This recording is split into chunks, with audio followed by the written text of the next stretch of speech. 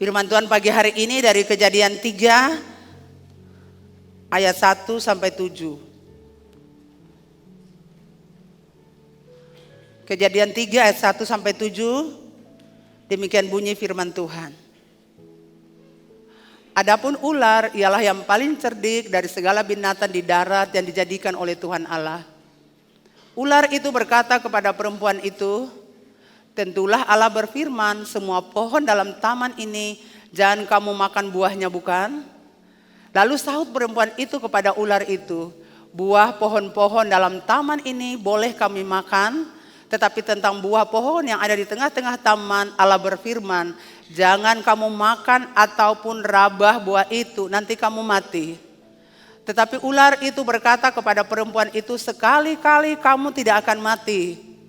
Tetapi Allah mengetahui bahwa pada waktu kamu memakannya, matamu akan terbuka dan kamu akan menjadi seperti Allah, tahu tentang yang baik dan yang jahat. Perempuan itu melihat bahwa buah pohon itu baik untuk dimakan dan sedap kelihatannya. Lagi pula pohon itu menarik hati karena memberi pengertian. Lalu ia mengambil dari buahnya dan dimakannya dan diberikannya juga kepada suaminya bersama-sama dengan dia, dan suaminya pun memakannya. Maka terbukalah mata mereka berdua dan mereka tahu bahwa mereka telanjang. Lalu mereka menyemat daun pohon ara dan membuat cawat. Demikian bunyi firman Tuhan Bapak Ibu Saudara.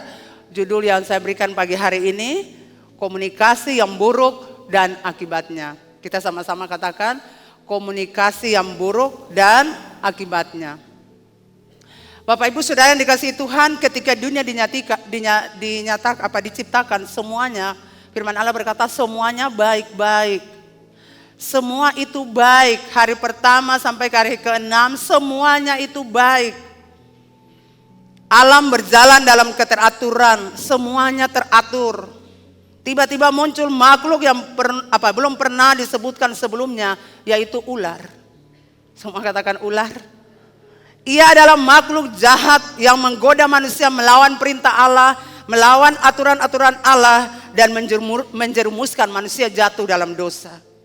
Dalam Kejadian 3 ayat 1 tadi kita baca, adapun ular ialah binatang yang paling cerdik dari segala binatang di darat yang dijadikan oleh Tuhan Allah. Jadi dari semua binatang yang paling cerdik yang Allah ciptakan itu adalah ular.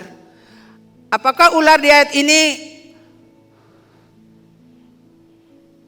Apakah ular di ayat ini mengarah pada iblis atau benar-benar ular pada zaman itu, pada zaman purba itu? Nah, berdasarkan kebenaran Alkitab, ular adalah sarana yang setan atau iblis gunakan untuk menggoda manusia. Jika ditafsirkan secara keseluruhan Alkitab, bahwa ular diidentifikasikan dengan iblis, Bapak Ibu Saudara. Ular itu memiliki kemampuan untuk berbicara dan bercakap-cakap serta bebas dengan korbannya. Jadi dia berbicara, kan kita tahu ular tidak berbicara. Tetapi iblis masuk menguasai dia. Memanifestasi dalam dirinya sehingga dia buka suara untuk berbicara. Bercakap-cakap dengan bebas dengan Hawa. Ular ini merupakan makhluk yang lihai, berakal busuk dan cerdik. Dalam Wahyu 12 ayat 9 dikatakan bahwa ia adalah penggoda manusia. Dan naga besar itu, si ular tua yang disebut iblis atau Satan, yang menyesatkan seluruh dunia, dilemparkan ke bawah. Dan naga besar itu, si ular tua yang disebut iblis atau Satan, yang menyesatkan seluruh dunia, dilemparkan ke bawah. Ia dilemparkan ke bumi bersama-sama dengan malaikat-malaikatnya. Jadi Bapak Ibu Saudara yang dikasihi Tuhan, dalam Wahyu 12 ayat 9 dikatakan bahwa penggoda manusia disebut naga besar atau si ular tua yang disebut ular atau iblis. Paulus juga menyatakan bahwa iblis menjadikan dirinya seperti malaikat terang. 2 Korintus 11 ayat 14. Iblis memilih hewan paling cerdik, paling licik, paling berhati-hati, lalu menguasai hewan itu, menguasai sepenuhnya makhluk itu untuk tindakan merusak yang dilakukannya. Jadi Bapak Ibu Saudara, Yesus mengatakan juga tentang iblis, ia adalah pendusta dan bapa segala pendusta. Yohanes 8 ayat 44. Jadi iblis adalah pendusta. Iblislah yang menjadi bapamu dan kamu ingin melakukan keinginan-keinginan bapamu. Ia adalah pembunuh manusia sejak semula dan tidak hidup dalam kebenaran. Sebab di dalam dia tidak ada kebenaran. Jadi ia adalah bapa pendusta. Jadi kalau Bapak Ibu suka berdusta, Bapak Ibu punya bapa itu per iblis, per setan. Makanya kalau orang tua marah anak-anak kalau suka berlentu, saya itu anak setan.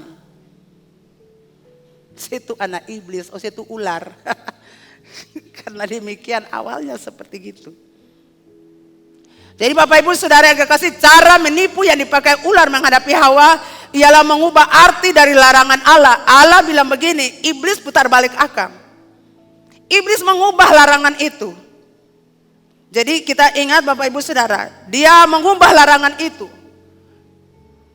Apa yang sudah Tuhan taruh, iblis ubahkan. Dia buat larangan itu jadi berubah.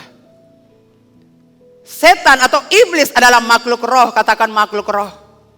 Apabila mereka ingin berkarya, mereka akan memakai tubuh manusia atau hewan.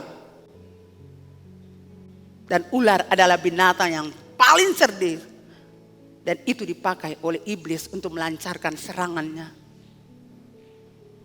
Bapak Ibu Saudara, pintar, cerdas, pandai, otak brilian itu bagus. Tapi kepintaran ini bisa dimanfaatkan oleh roh jahat untuk melaksanakan kehendaknya. Makanya katanya orang pintar banyak, cerdas banyak, brilian banyak, tapi don jahat. Orang pintar kalau tidak waspada, iblis akan pakai kepintaran dan kecerdasannya untuk melampiaskan kehendaknya. Bapak Gembala bilang orang-orang pintar di barat itu banyak, tapi orang Asia juga cukup pintar. Tidak kalah bersaing. Orang barat pintar, orang Asia juga pintar. Bedanya, orang barat itu pintar dan menggunakan otak yang pintar untuk kepentingan umum. Sedangkan orang Asia gunakan kepintarannya untuk hal-hal yang jahat, merancangkan hal-hal yang jahat supaya memperkaya dirinya. Itu perbedaan. Kita kalau pintar, smart, itu untuk kemuliaan Tuhan. Yang kita gunakan untuk hal-hal yang jahat. Merancangkan hal yang jahat. Bapak Ibu Saudara, Hawa membuka pintu komunikasi dengan ular yang sudah dikuasai oleh iblis. Nah, iblis melancarkan serangan-serangan untuk menjebaknya. Dan waktu itu Hawa seorang diri. Yang pertama iblis katakan, kamu tidak akan mati. Engkau dan suamimu tidak akan mati. Ayat 3 dan ayat 4. Tetapi tentang buah pohon yang ada dalam tengah-tengah taman, Allah berfirman, jangan kamu makan ataupun raba buah itu, nanti kamu mati. Iblis bantah saudara. Iblis bilang kamu tidak akan mati. Kamu dan suamimu tidak akan mati. Yang Allah bilang itu tidak benar. Kebohongan ini diucapkan dengan sangat tegas. Sekali-kali kamu tidak akan mati. Sekali-kali kamu dan suamimu tidak akan mati. Sesungguhnya kamu tidak akan mati. Pasti kamu tidak akan mati. Iblis kasih jaminan, makan saja kamu tidak mati dengan suamimu. Yang dikatakan Tuhan itu tidak benar.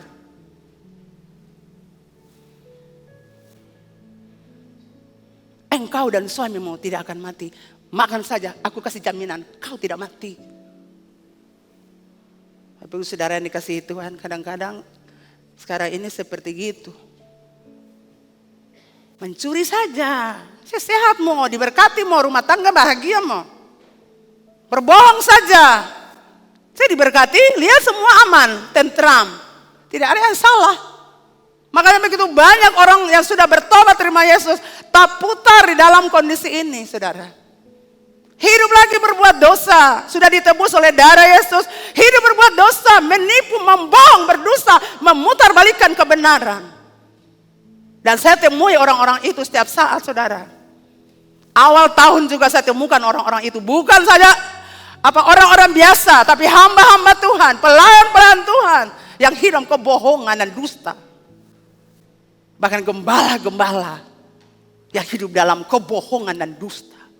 Makan saja, tidak akan mati. Tuhan Allah bilang jangan, nanti kamu mati. Bikin saja, saya baik-baik saja mau. Saya punya anak ketemu, punya anak hasil hubungan intim lahir itu besar, sekolah, baik-baik. Saya nggak ada masalah mau. Semua berjalan normal-normal saja. Setiap pelanggaran kepada Tuhan Allah, setiap pemberontakan kepada Tuhan Allah, satu saat Anda akan menuai. Siapa menabur jahat akan menuai kejahatan, akan menuai puting beliung kalau tabur angin. Jadi hati-hati Bapak Ibu Saudara. Kalau datang mau berdoa di orang, jam di mama lihat cerewet banyak, tuh saya suka orang, tuh la. Tapi saya tahu orang-orang yang selalu ada dengan saya tahu siapa saya. Yang kedua Bapak Ibu, iblis melancarkan serangan untuk menjebak dia dengan berkata, matamu akan terbuka, ayat 5. Tetapi Allah mengetahui bahwa pada waktu kamu memakannya, matamu akan terbuka dan kamu akan menjadi seperti Allah, tahu tentang yang baik dan yang jahat. Dalam Alkitab, ungkapan ini sangat berkaitan dengan pengetahuan. Jadi ini menunjukkan Bapak Ibu, penemuan kesadaran atau pengetahuan yang sebelumnya. Dia tahu apa-apa. Jadi iblis bilang kalau saya makan akal, saya mata tak buka, saya tahu segala. Segala yang saya belum pernah lihat, saya akan lihat. Contohnya Bapak Ibu Saudara, ketika Tuhan membuka Hagar punya mata waktu di padang pasir, dalam keadaan keputusasaan bersama anaknya Ismail, kehabisan air dan anaknya hampir mati. Firman Allah berkata, Tuhan membuka mata Hagar untuk melihat. Ada oasis, ada sumur di padang gurun. Ada air di padang gurun. Matanya dibuka untuk melihat. Nabi Elisa juga berdoa untuk bujangnya, supaya Allah membuka matanya untuk melihat bahwa malaikat-malaikat Allah sementara menjaga mereka. Jadi iblis bilang, makan buah saja, nanti mata terbuka untuk lihat segala sesuatu, yang baik maupun yang jahat. Jadi makan saja. Saudara ingat, itu jaminan yang iblis taruh. Iblis selalu kasih jaminan yang bagus buat ketorang, sehingga ketorang tergoda. Yang ketiga, kamu akan menjadi seperti Allah. Ayat 5. Ya, kamu akan menjadi seperti Allah, tahu tentang yang baik dan yang jahat. Ini adalah tawaran untuk menjadi lebih daripada batasan yang Allah tetapkan waktu penciptaan. Allah bilang, kamu manusia segambar dengan aku. Manusia adalah gambar Allah. Sekarang ditawarkan oleh iblis untuk menjadi seperti Allah. Jangan kamu jadi gambaran Allah. Kamu harus jadi seperti Allah. Iblis tawarkan buat dia, jangan jadi gambar Allah. Aku tawarkan kamu untuk menjadi seperti Allah. Manusia yang tadinya harus tunduk pada otoritas Allah, harus taat pada Allah, akhirnya menjadi otonom. Dia menjadi orang yang berkuasa, menggantikan Allah. Hati-hati saudara, jangan ganti Allah dalam hidupmu. Kita tetap manusia. Pemujaan, penghormatan, pengagungan untuk Tuhan Allah. Jangan ambil pujian, jangan ambil pengagungan dari manusia untuk kita. Selama kita berhasil dan sukses, kita suka puji Tuhan. Karena Tuhan, bukan karena saya. Anda mencuri kemuliaan Tuhan. Karena semua keberhasilan, kesuksesan datang dari Tuhan Allah untuk kita. Kalau saya tidak diurapi Tuhan, saya tidak akan pernah berdiri dan berbicara untuk Anda. Tapi karena saya diurapi Tuhan, jadi saya bersyukur buat Tuhan. Tidak ada yang saya banggakan saudara, tidak ada. Saya bilang terima kasih Tuhan. Tuhan itu baik. Jadi jangan ambil posisi Allah yang ada dalam diri Anda dan menukarnya dengan pujian dan penghormatan untuk Anda. Jangan. Pujian itu untuk Tuhan, bukan kita.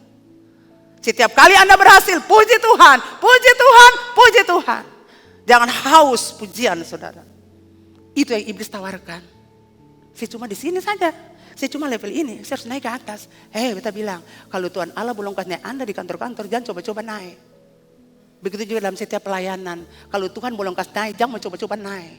Dan jangan biarkan orang-orang mau tolak Anda naik, karena waktu Tuhan belum ada. Katakan amin. Segala sesuatu berjalan dalam waktunya Tuhan. Kairosnya Tuhan, bukan kairos kita. Untuk mencari orang-orang, untuk dorong kita naik. Saudara, gereja bukan partai politik. Yang siapa pilih siapa, siapa pilih siapa. Saya kata buat Bapak Ibu Saudara, di luar sana kantor-kantor, ban-ban, itu pemerintahan manusia dunia punya. Di gereja pemerintahannya ada Tuhan Allah. Anda tidak boleh atur Tuhan Allah. Tidak boleh.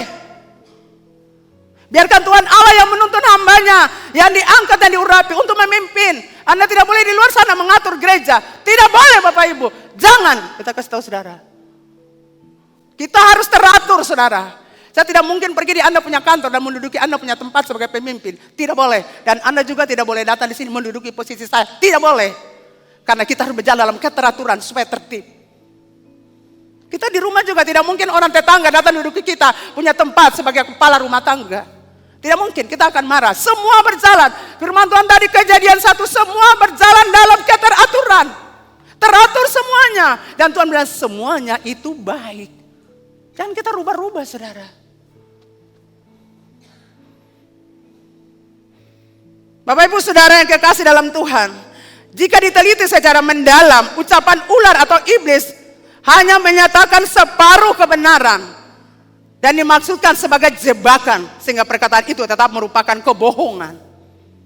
Ular atau iblis hanya memberitahu apa yang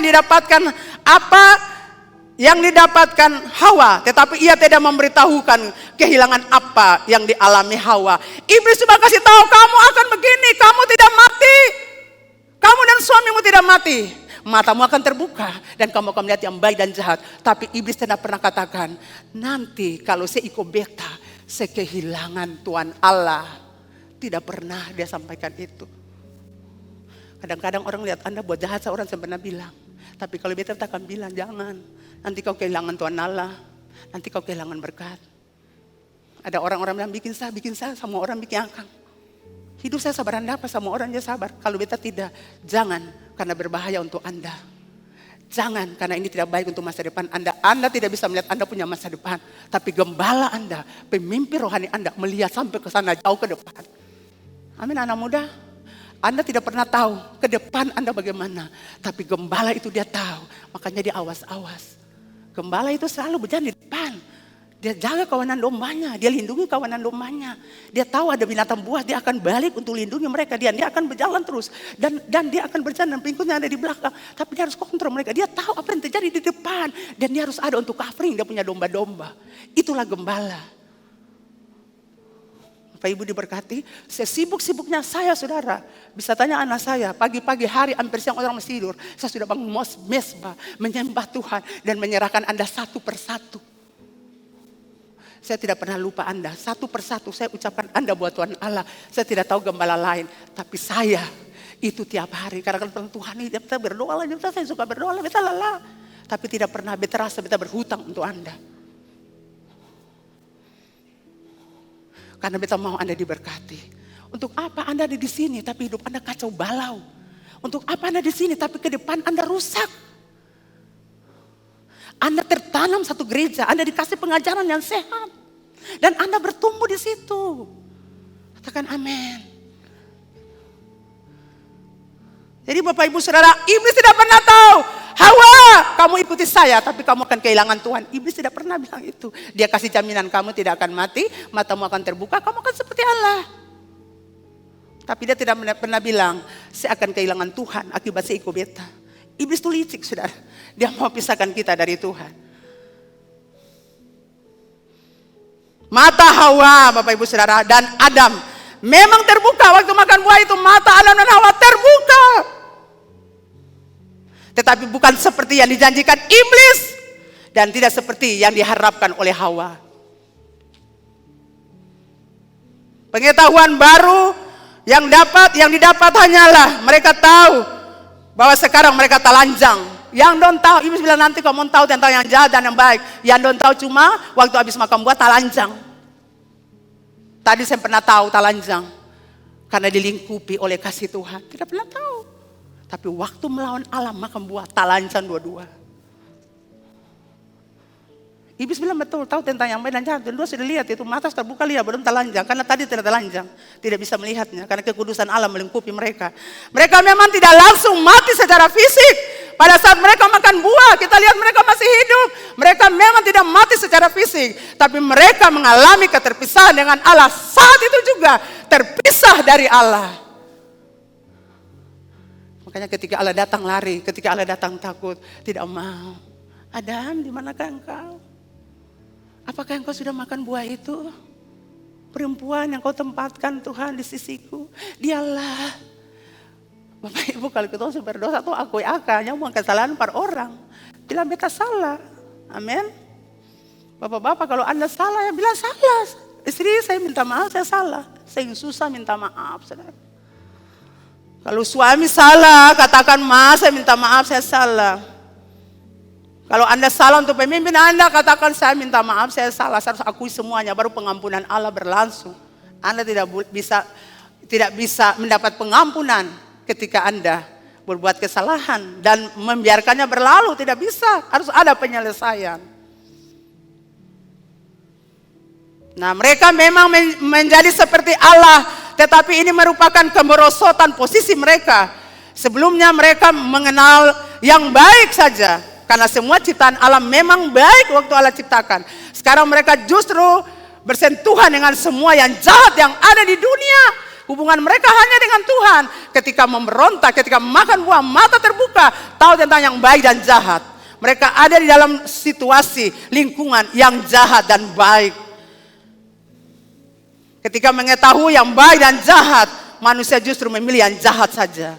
Mereka mendapatkan hikmat yang palsu. Setiap hikmat yang bukan berasal dari Tuhan sendiri adalah kebodohan. Karena sumber hikmat adalah Tuhan.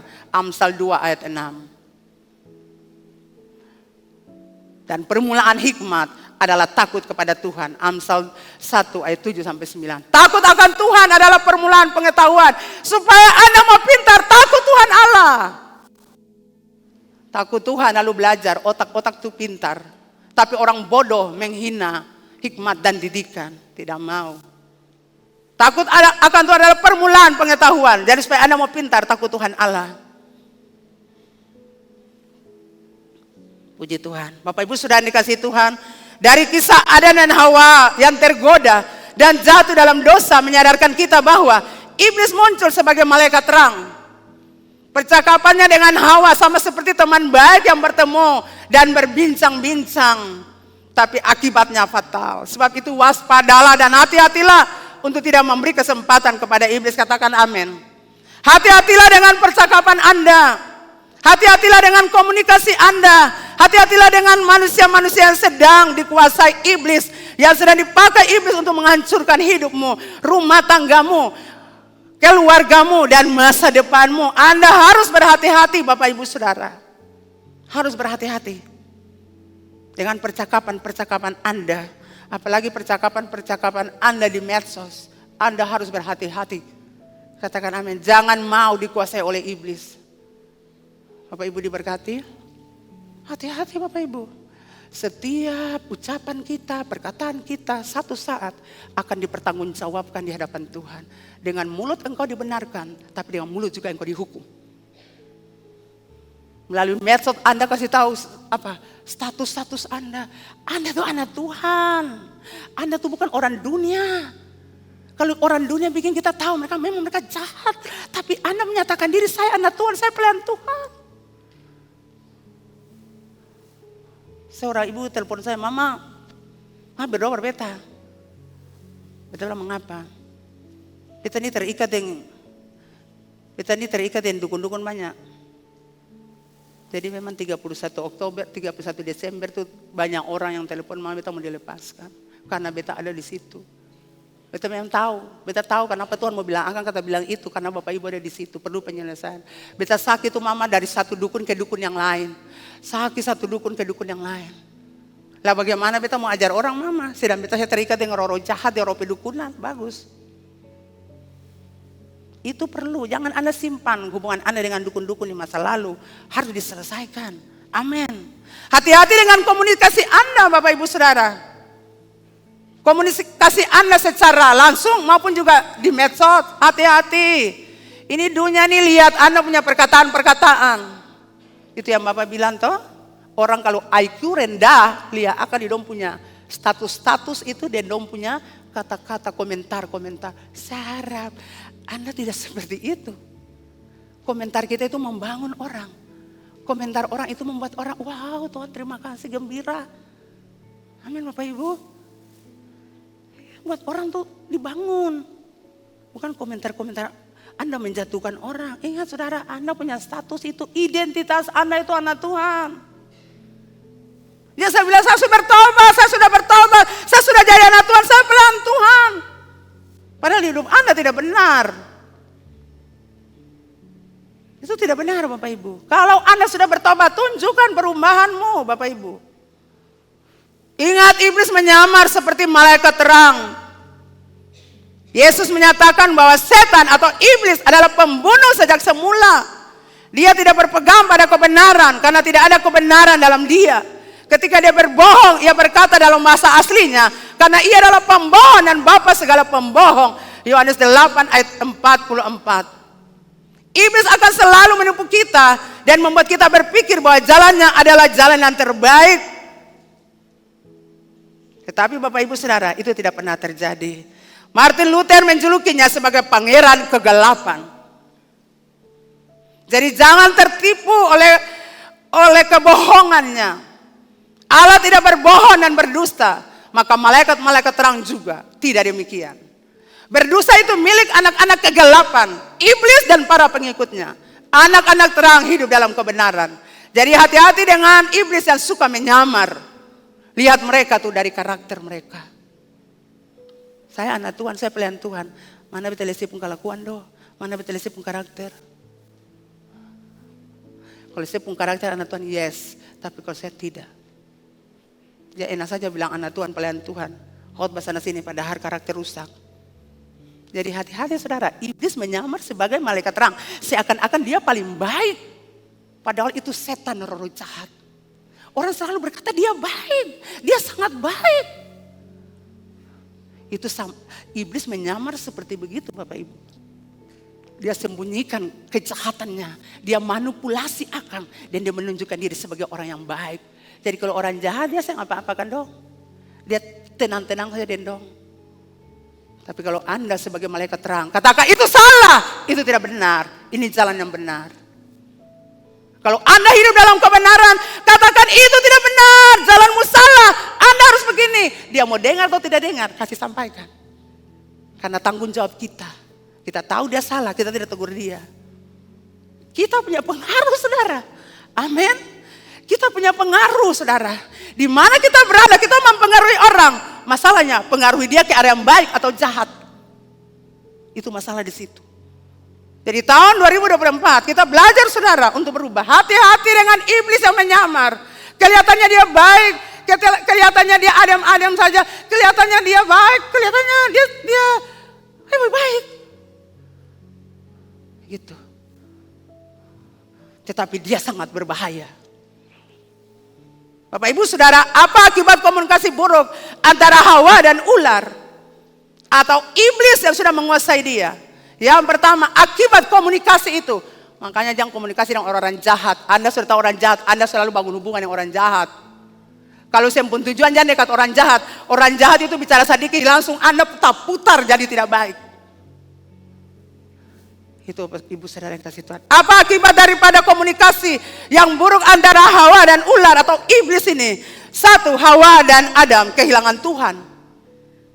Lebih baik kehilangan barang saudara. Kau cari akan apa? Atau kehilangan uang. Jangan kehilangan Tuhan. Anda tidak dapatkan apa-apa. Yang kedua, mereka kehilangan keintiman dengan Tuhan. Yang ketiga, mereka kehilangan hadirat Tuhan. Saya ada sukacita lah, saya ada damai sejahtera lah. Hidup dengan hati yang kacau, pikiran yang kacau. Di dalam taman kan berjalan dalam taman senang dan Tuhan menari, memuji Tuhan, bersekutu dengan Tuhan di taman dan sejuk. Selalu kan mereka jalan-jalan dengan Tuhan. Ini menandakan bahwa begitu indah hubungan itu, senang, sukacita, bahagia dalam taman yang indah, siapa yang senang. Tapi ketika menentang Tuhan, ketika membangun komunikasi yang buruk dengan setan, dengan iblis, maka firman Allah berkata, mereka hilang damai sejahtera, hilang sukacita. Yang adalah ketakutan, Adam di manakah engkau? Tuhan Tuhan, waktu aku mendengar Engkau berjalan-jalan di taman itu, aku takut dan menyembunyikan diriku Tuhan. Apakah Tuhan tidak tahu? Tuhan tahu, Tuhan mau dia jujur. Apakah Tuhan tahu bahwa dong berbuat dosa? Tuhan tahu. Kenapa sih begitu perempuan itu? Kenapa sih begitu ular? Kalau Anda buat dosa, saudara dengar, Anda harus jujur akui buat Tuhan. Saya buat salah Tuhan. Kan perintah itu Tuhan kasih untuk Adam. Dia harus akui beta salah Tuhan. Beta. Hawa juga begitu, beta salah Tuhan. Akui kesalahan susah sekali saudara. Harus akui bahwa kita salah. Supaya ada pengampunan dari Tuhan. Kehilangan apalagi? Mereka kehilangan berkat-berkat Tuhan. Kehilangan Taman Eden. Akibat buruk, komunikasi buruk itu membuat Adam dan Hawa hidup dalam penderitaan. Miris bukan Bapak Ibu Saudara? Jadi pelajaran penting buat kita, jangan dengar iblis bicara. Harus hati-hati saudara. Jangan dengar iblis bicara. Iblis bicara paling berbahaya. Pindah jauh-jauh dari iblis yang suka bicara. Kalau tidak Anda nanti ikut sama dengan dia. Anda sama dengan dia. Anda berlaku seperti dia. Jadi ingat itu baik-baik Bapak Ibu Saudara. Berapa banyak orang diberkati bisa angkat tangan. Puji Tuhan. Turunkan tangan. Tuhan tuh sayang kita Bapak Ibu. Tuhan mau kita berubah. Tuhan mau kita berubah di tahun ini. Tuhan mau kita tidak kehilangan hal-hal ini. Bapak Ibu Saudara, komunikasi itu penting sekali. Komunikasi itu punya power, punya kekuatan. Power untuk membangun maupun power untuk merusak. Komunikasi itu bisa membangun, tapi komunikasi juga bisa merusak. Orang yang baik jadi jahat atau orang jahat jadi baik. Komunikasi itu satu doktrin yang bisa mempengaruhi orang lain. Jadi kalau kita berkomunikasi itu satu doktrin yang bisa mempengaruhi orang lain. Kita berkhotbah, mengajar, itu adalah komunikasi Bapak Ibu Saudara. Contoh komunikasi yang baik dan benar adalah, saya kasih contoh Bapak Ibu Saudara, Rasul Paulus ketika dia berkhotbah. Firman Allah berkata dia berkhotbah untuk banyak orang. Dan waktu dia berkhotbah, firman Allah berkata, orang-orang bertobat, serahkan hidup buat Tuhan. Mereka tinggalkan hidup yang berdosa. Dan mereka memiliki cara hidup yang benar. Itu komunikasi yang benar Bapak Ibu Saudara. Kita taruh doktrin yang benar, pengajaran yang benar. Sehingga orang sadar, saya salah, saya harus berubah, saya harus bertobat. Contoh komunikasi yang buruk Bapak Ibu.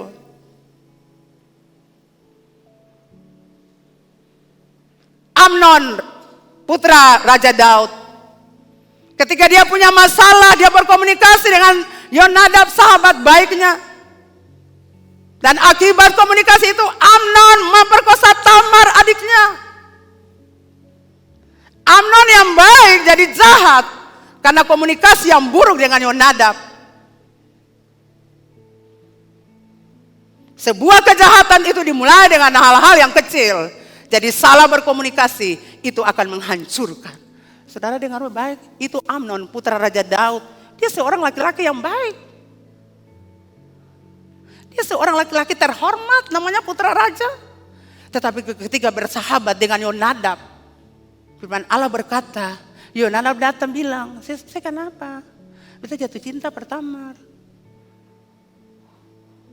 Seharusnya sebagai teman baik, ya sudah bicara dengan saya pun bapak. Kalau saya cinta dia, kan berlainan ibu. Tetapi apa yang Nona bilang gampang. Orang kalau penipu itu biasa begitu. Penipu, pembohong, pendusta. Itu dia biasa begitu, gampang. Abu Nawas itu gampang. Bilang Pak Raja, beta ingin makan. Raja datang, lihat dia sakit kan? Oh sakit. Bilang Pak Raja sudah bahwa saya mau makan, tapi Tamar yang datang bikin makanan. Jadi Tamar datang di rumah bikin makanan. Supaya saya makan, saya sembuh. Sudah Bapak, ayah, beta sakit. Ayah, ini kan ya pun ayah datang ke saya pagi ini. Ayah, ya Endi jadi ayah juga di gereja. Endi, ya ayah, saya mau makan, tapi saya mau Tamar datang untuk buat masakan. Oke Tamar, pergi ke kakakmu buat makanan buat dia di sana. Waktu dia datang, sudah buat makanan, Amnon tarik lagi bawa di kamar baru beta makan. Setelah itu diperkosa di sana, dan setelah diperkosa firman Allah berkata, pergi kau. Dia usir adiknya pergi. Anak yang baik jadi jahat karena minta pendapat, karena minta nasihat dari orang jahat. Hati-hati dengan pergaulan Anda, komunitas Anda. Kalau Anda ada di komunitas yang jahat seperti ini, penipu, pembohong, pendusta, pindah dari situ saudara. Kalau mau melihat masa depanmu diberkati. Jangan ada di antara komplotan orang-orang jahat yang selalu merancangkan jahat untuk orang lain. Jangan ada di komplotan orang-orang jahat yang selalu suka gosip. Saya heran Bapak Ibu, ibu suka gosip, saya heran. Heran kenapa? Pekerjaan di rumahmu banyak. Masa buang waktu cuma duduk gosip orang, gosip pemimpin, gosip teman-teman di kantor, itu buang waktu saudara. Waktu itu bisa digunakan untuk berdoa, untuk bersafaat, untuk melayani suamimu, melayani istrimu. Bukan digunakan untuk hal yang tidak baik. Amnon yang baik jadi jahat karena komunikasi yang buruk dengan Yonadab. Dan semua kejahatan itu dimulai dari hal-hal yang kecil. Salah komunikasi akan hancurkan Anda. Jadi kalau tahu jahat, pindah dari dia. Dan dekatin dia. Dia parlente, pembohong, pendusta. Itu akan transfer buat Anda. Suka gosip orang, suka cerita orang, suka hina orang. Akan tertransfer buat Anda. Pindah kalau Anda tidak mau kehilangan Tuhan Allah. Tidak mau kehilangan Taman Eden. Tidak mau kehilangan berkat-berkat Tuhan. Tidak mau kehilangan hadirat Tuhan. Saya pastikan kalau Anda hidup seperti gini, Anda tidak akan pernah mencapai Tuhan dalam pujian dan penyembahan. Anda jadikan pujian penyembahan itu sekedar saja supaya orang tahu tradisi, karena memang Anda biasa memuji menyembah Tuhan. Saya pastikan Anda tidak akan pernah mencapai hadirat Tuhan, karena Allah itu kudus. Dunia Tuhan, dimensi Tuhan itu kudus, dan hanya orang-orang datang dengan kekudusan untuk menyembahnya. Dan dia akan bicara banyak hal buat orang-orang yang dikasihinya. Kalau Anda datang kebohongan, dusta, karena datang dengan mulut yang tidak benar, Tuhan bilang beta lihat dari jauh, saya beta balik belakang. Dan banyak hamba Tuhan, banyak anak-anak Tuhan yang mengatakan saya sudah bertobat, saya sudah melayani Tuhan. Tapi hidupnya seperti itu, dikuasai, dijajah oleh iblis, didominasi oleh iblis. Sehingga setiap perkataan negatif. Saya mengatakan, saya ingat apostel berkata, setiap perkataan negatif itu berasal dari setan dan roh jahat. Itu apostel bilang, Henobau pemimpin kita yang sudah almarhum. Setiap perkataan yang negatif itu berasal dari setan dan roh jahat. Ingat itu Bapak Jemaat di Ambon. Karena setiap perkataan firman Allah itu menguatkan, itu membangun, meneguhkan kita untuk kokoh berdiri. Katakan amin. Notice. Setiap orang yang membawa pengaruh buruk kepada orang lain, sehingga menghancurkan gereja, menghancurkan pelayanan, Tuhan akan berperkara dengan orang itu. Tuhan pasti, saudara, saya katakan, Tuhan Allah pasti berperkara dengan Anda. Saya ulang sekali lagi Bapak Ibu, ini sangat penting. Saudara tahu waktu saya berdoa, saya 2 hari pelayanan di luar saudara. Dan secara manusia itu, saya cukup, ya kondisi kesehatannya cukup capek gitu. Tuhan saya mau sampaikan apa umat Tuhan. Saudara, santai-santai saya tuh bicara beta, komunikasi.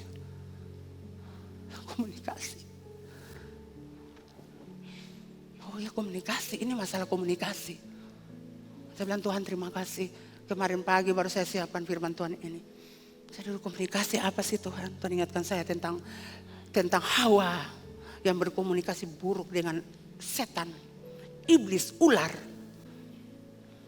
Ular di mana iblis memakai ular untuk berkomunikasi dengan Hawa. Akhirnya Hawa dan Adam kehilangan semua hal-hal yang baik. Jadi saya ulangi lagi. Setiap orang yang membawa pengaruh buruk kepada orang lain, sehingga menghancurkan gereja, menghancurkan pelayanan, Tuhan pasti, saudara, pasti, saya bilang pasti, berperkara dengan orang itu. Pasti saudara, tidak bisa tidak. Karena Tuhan Allah adalah kepala gereja.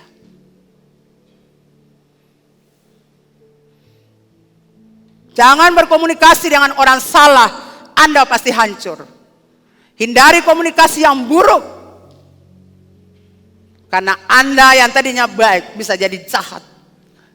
Sebab itu, waspadalah, waspadalah, waspadalah. Jangan kehilangan masa depanmu. Jangan kehilangan berkat-berkatmu. Jangan kehilangan hadirat Tuhan. Jangan kehilangan keintiman dengan Tuhan. Karena Anda terlibat dalam kebohongan, dalam dusta, dalam kemunafikan. Komplotan dengan orang-orang jahat. Komplotan dengan orang-orang yang tidak benar. Komplotan dengan orang-orang yang berkarakter rusak. Itu mempengaruhi hidupmu. Saya mau belajar dari orang yang maju. Bapak Gembala bilang kita belajar dari orang yang maju. Beliau kan kuliah Singapura. Ya. Dosennya berkata kita harus belajar 2 langkah atau 3 langkah dari orang yang ada di sama-sama kita. Kita harus melangkah, saudara. Kita tidak boleh stuck di tempat.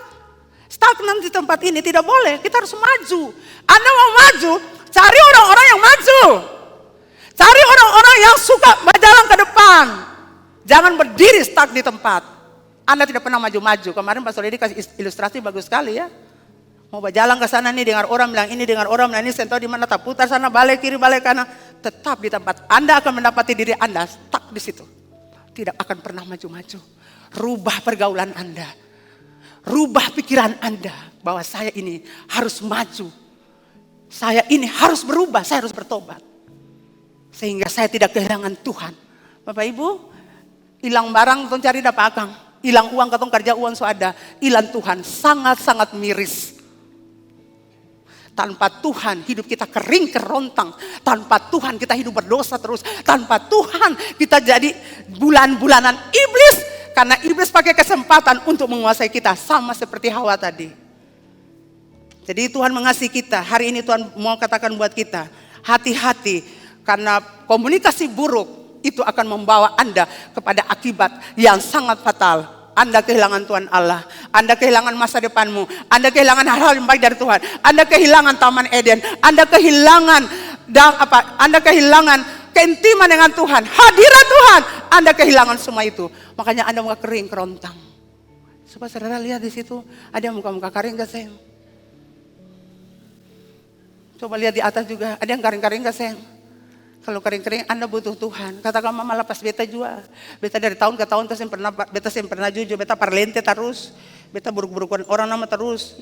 Jadi ingat Bapak Saudara. Yang suka bicara negatif-negatif. Ingat iblis lagi pakai Anda. Untuk terus bicara negatif. Sampai waktu Tuhan Allah urus Anda. Jadi berhenti supaya Anda jangan kehilangan berkat Tuhan. Setelah diberkati. Wah saudara saya minggu ini sangat sukacita. Saya stres dengan itu genset saudara. Saya bilang Tuhan kalau suami saya dia tahu semua, saya tidak tahu apa-apa. Genset ini gimana Tuhan sudah perbaiki apa masalah lagi. Pak Peroni saya dengar dia bilang Bapak punya orang ada untuk buat akang. Saya bilang coba cek orangnya di mana, sakit pergi di Surabaya. Lalu kapan balik? Sudah kembali tapi belum bisa karena masih sakit. Saya bergumul Tuhan menurut Tuhan siapa kan orang itu masih sakit Tuhan. Ya seseorang berkata bahwa ada juga orang yang mau tawarkan tapi mereka kerja di kapal. Itu Arul punya teman. Mana Arul tuh? Iya. Tapi saya bilang bisa atau tidak? Kata iya karena mereka juga berusaha yang genser-genser besar sampai kita punya. Jadi saya berdoa oleh Tuhan menurut Tuhan yang Bapak Roni bilang Bapak pun orang itu atau Arul punya orang itu Tuhan. Tuhan menurut Tuhan gimana? Tapi saudara waktu saya pulang pelayanan terus hati saya bersuka cita. Karena apa? Arul juga bahwa dia punya teman orang itu teknisi dari Makassar. Yang dia beroperasi untuk BCA. Setiap 6 bulan ada di Ambon. Saya bilang Tuhan paling hebat. Tuhan terima kasih. Lalu akhirnya dibawalah ke sini. Gadget kita sudah jadi kan? Sudah jadi. Jadi Bapak Ibu saudara saya bilang Tuhan itu paling hebat. Kita tepuk tangan dulu buat Tuhan Yesus. Apa yang Tuhan tidak bisa kerjakan?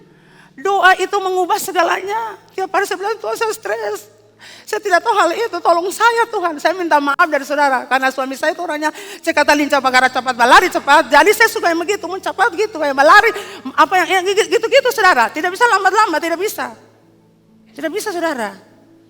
Jadi akhirnya puji Tuhan, waktu kemarin saya lihat orang datang juga untuk tambah daya. Jadi kita sudah tambah daya Pak Sorana.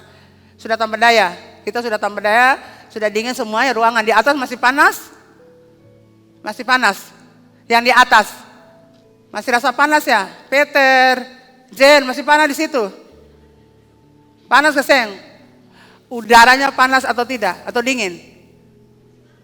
Masih panas? Iya, jadi kita lagi berdoa Bapak Ibu Saudara supaya kita juga dapat, kita punya AC yang sentral. Karena ini AC ini nih dia banyak tarik listrik. Jadi kita lagi berdoa. Semua itu dengan doa, maka saya percaya Tuhan akan bertindak. Kita ini punya kepalanya Tuhan, karena Tuhan kepala gereja.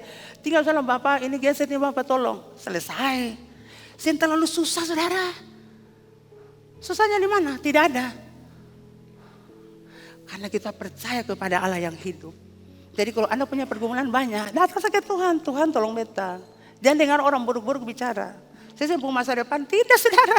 Kita tuh punya masa depan asal kita takut Tuhan Allah. Asal kita hidup benar, kita berhenti dari kehidupan kita yang salah. Jangan menghancurkan gereja dengan cara Anda berbicara, cara Anda berkomunikasi. Tadi saya bilang pasti kalau Anda tetap pasti saudara. Bukan mudah-mudahan, tidak, pasti. Karena itu kepala gereja, semua yang percaya katakan amin.